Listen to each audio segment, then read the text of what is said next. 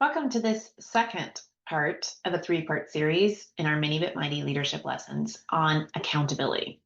Accountability is a critical component of ensuring you get what you want. In other words, getting the results and outcomes that you want at work. Be sure to check out our other Mini But Mighty leadership lessons on this topic, which focus on setting expectations, clear communications, role clarity, timelines and priorities, and more on accountability. So today we're going to talk about what to do, how to act, how to hold yourself accountable. Accountability is fairness, clarity, follow through. It's about reducing anxiety over punishment and increasing your conversations and collaboration. So, conversations over consequences. Accountability builds trust and gets you to the results that you want. And in order to do that, you've got to model this yourself. Modeling self accountability means owning your mistakes publicly, admitting your missteps, but more importantly, taking a look to say, hey, that didn't turn out as planned, or I failed at that. What can we learn from it? What can I do differently next time? When you model that behavior and that thought process, that analysis, others around you will begin to do the same. It's about following through on your commitments. So, in order to hold others accountable, we start with ourselves, as in most things. We shape the culture by saying what we expect, and then by pointing out, by rewarding what we want to see more of. If you tolerate missteps or people who aren't supporting the actual outcomes and goals that you want, others are going to notice that. I want you to also take a look at Jocko Willink in extreme ownership. This is an important thing for you to understand as a leader because ultimately, all accountability, the buck stops with you.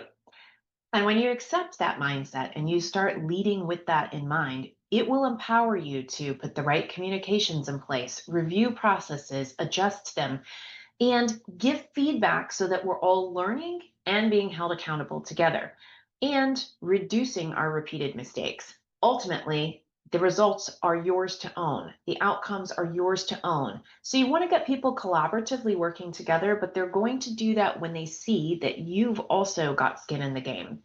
Publicly acknowledge your own commitments and outcomes. Use we language.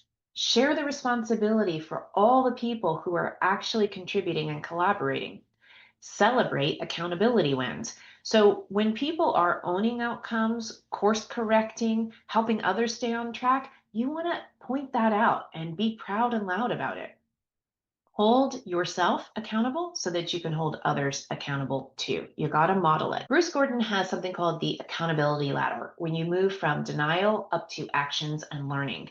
And he explained that on levels 1 through 4 of the accountability ladder, typically people believe things happen to them. They act like victims.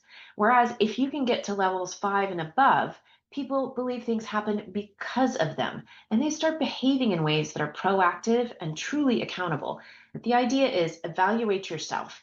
Where are you when it comes to the accountability ladder? If you can get your own behaviors up to levels 5, 6, 7, and 8, then you're going to be able to model behaviors and help others acknowledging reality, owning it, finding solutions, taking action, and learning from that. They're important steps to holding yourself accountable so you can hold others accountable. Then you're going to be able to lead and coach others because at this point, it's not subjective. You've explained, you've agreed, you've put a system in place to track. And now you need to use that system, have the conversations, the checkpoints, give feedback, and solicit insights so that you're creating trust and you're able to also trust your gut, evaluate what's really going on, and give candid feedback.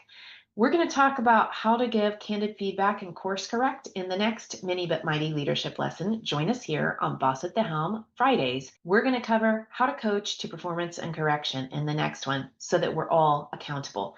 It's about awareness, accountability, and leveling up, starting with yourself. Lead yourself, then lead others. Be a boss.